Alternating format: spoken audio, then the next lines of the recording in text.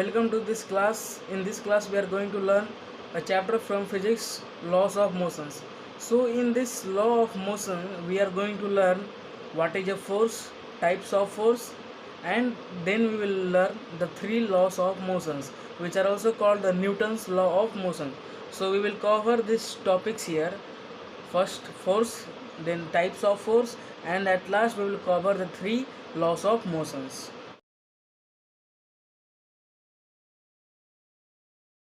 So first we will learn what is a force. We are going to discuss about force.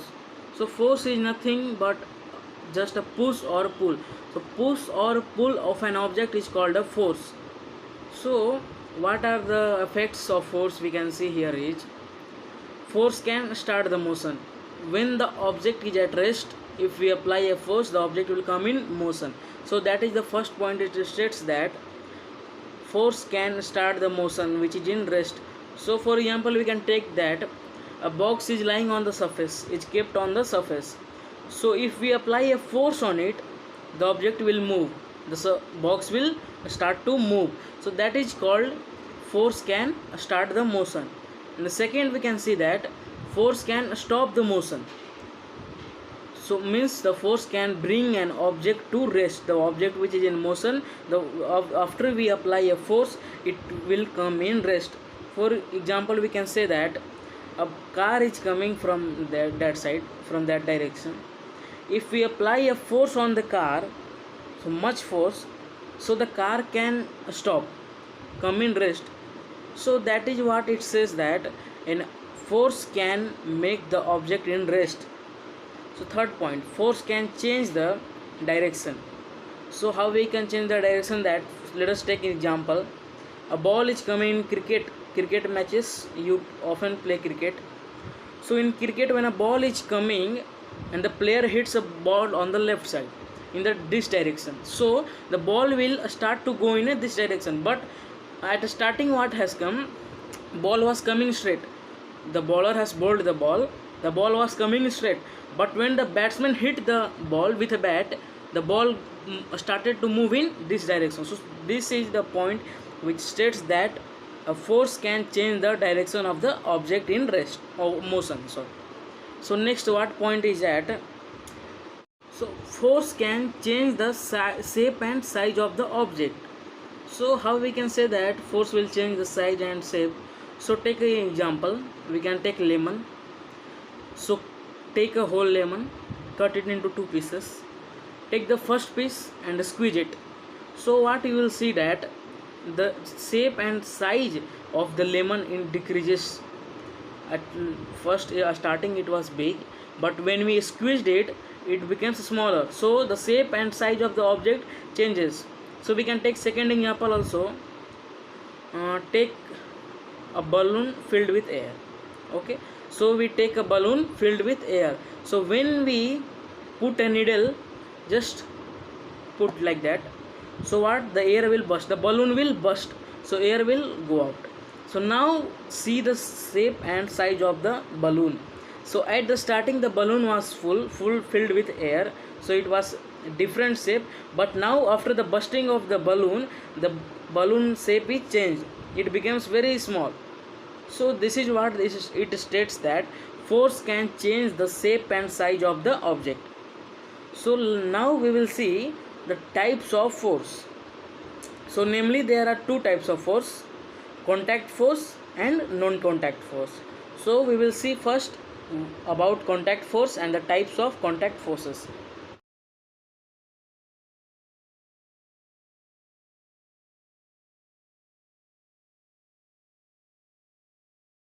Contact force. So contact force is nothing but the force exerted by an object when it is in a physical contact. So force क्या, जब एक force exert होता है between by the object when it is in actual physical contact with the surface.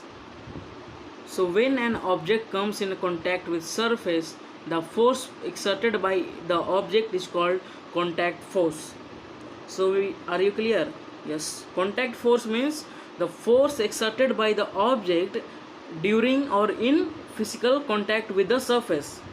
So that is called contact forces.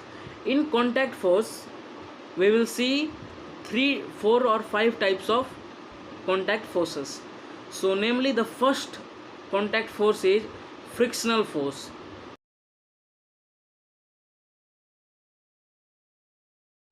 So frictional force is nothing but, frictional force is the force which opposes the motion.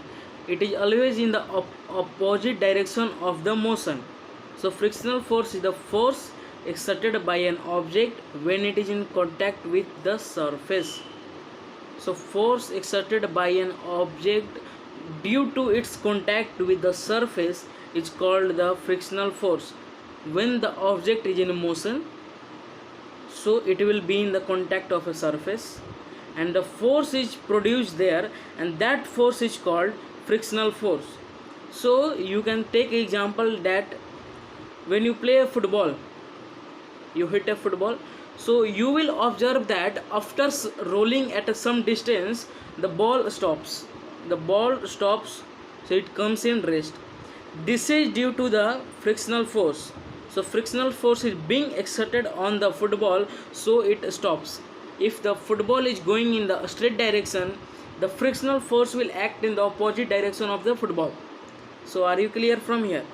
So the frictional force will always act in the opposite direction of the motion.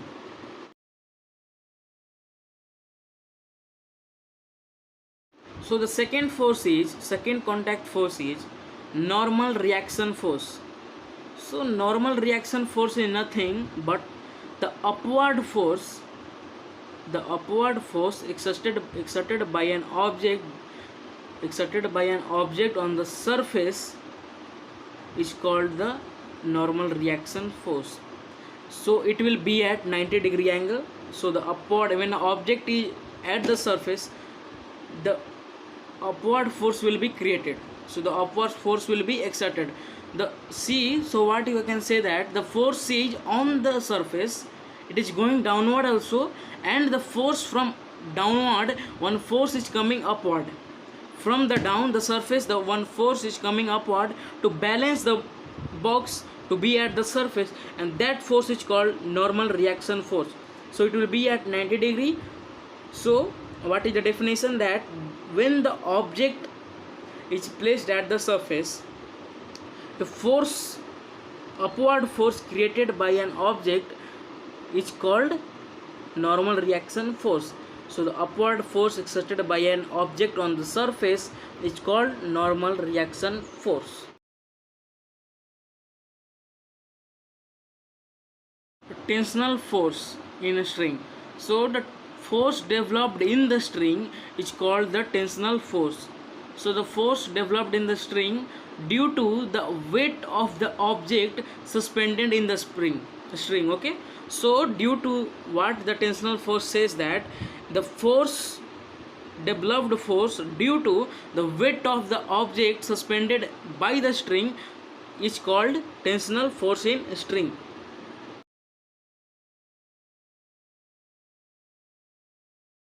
Tensional force in a spring.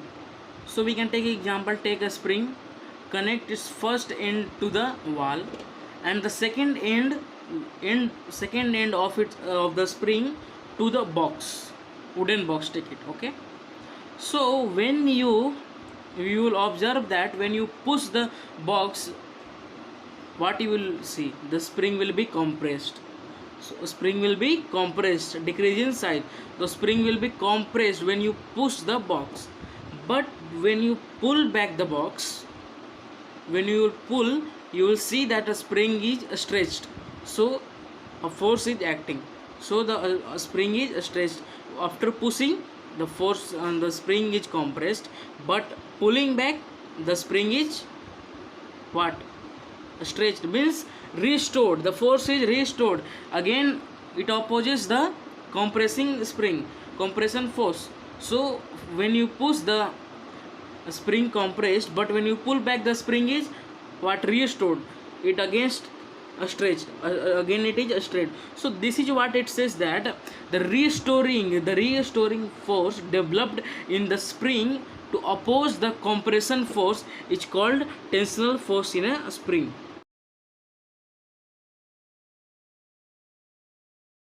So now last contact force, collision force. So collision force is nothing but, by the name itself you can understand, collide. Collision means collide. When the two objects collide with each other, the force produced or exerted by between the two objects is called collision force. Once again, the force exerted by the two objects when they collide with each other is called collision force. So we can take example of, you often used to play carom board, right? Carom board, billiard, many other games you are playing like that. These are the, but these 3 or 4 are the examples of what? Collision force. When you hit the striker, it will go and collide with other. So this is called collision force. When the two objects are in collide with each other, the force exerted is called collision force. So we have completed contact force. Now about non-contact force.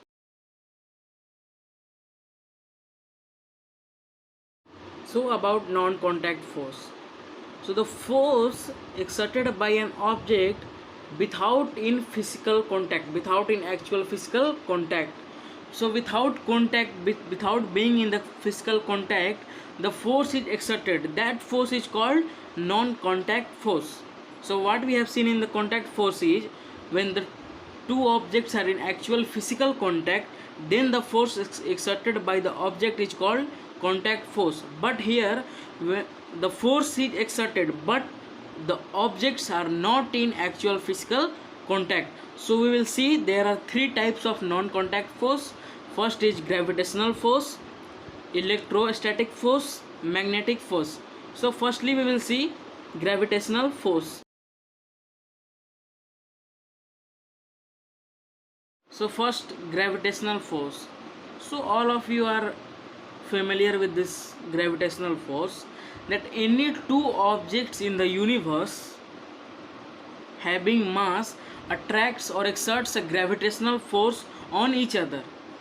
In the simple words we can say gravitational force is nothing but an two objects in the universe having a mass exerts a gravitational force between each other. So two objects which have mass exerts a force between each other, and that force is called gravitational force. So the gravitational force is attractive in nature. So gravitational force attracts. So the force developed between two objects having mass is called gravitational force. Now second, electrostatic force.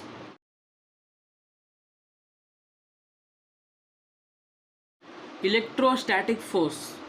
So electrostatic force means two charged body exerts a force, and that force is called electrostatic force. Or a charged body and one uncharged body. One body is charged and another body is uncharged. So that will also exert a force called electrostatic force. So now third contact force is magnetic force. Tensional force in a string. So the force developed in the string is called the tensional force. So the force developed in the string due to the weight of the object suspended in the string. Okay, so due to what the tensional force says, that the force developed force due to the weight of the object suspended by the string is called tensional force in string. Magnets, or you have used magnets, you have seen the magnets. So we are discussing about the magnetic force. The force exerted by two magnets and the force exerted by the two poles are called magnetic force. Force exerted by the magnets and its poles are called magnetic force. So here we can see that like magnetic poles repel each other. Like magnetic poles repel, but unlike magnetic poles attract each other. So we have got here one point is, like magnetic poles repel, but unlike magnetic poles attract each other. Like you can do experiment in your home, or if you have two magnets, you can see. So when you will try to bring a north pole of the one magnet towards the north pole of the another magnet, the magnet will move away, so the magnet will not be attracted. So try in your home if you have two magnets. So when your north pole, bring one north pole of the one magnet near closer to the north pole of the another magnet, you will see that the magnet doesn't attract, but the magnets moves away. And the second step, what you do it, bring a north pole of the one magnet near or closer to the south pole of the another magnet. So one magnet north pole and the another magnet south pole, you bring this to closer, you will see that the magnets are being attracted. So magnet will attract. So this is the repulsion. Repulsion is the sure test of magnetism. So we have gone another topic about magnets is, so repulsion is the sure test of magnetism. Means when the north pole and north pole of two magnets will come closer, it will repel, it will move away. But when the different unlike poles, north pole and south pole of another magnet will be coming closer to each other, it will attract. So here repulsion is the sure test of magnetism. So we have seen contact force and non-contact force, we have covered. So next what we will see is the motions, the law of motions. We have seen what is a motion. When the object changes its place with surroundings with the time, with respect to the time, it's called motion. The object is in motion.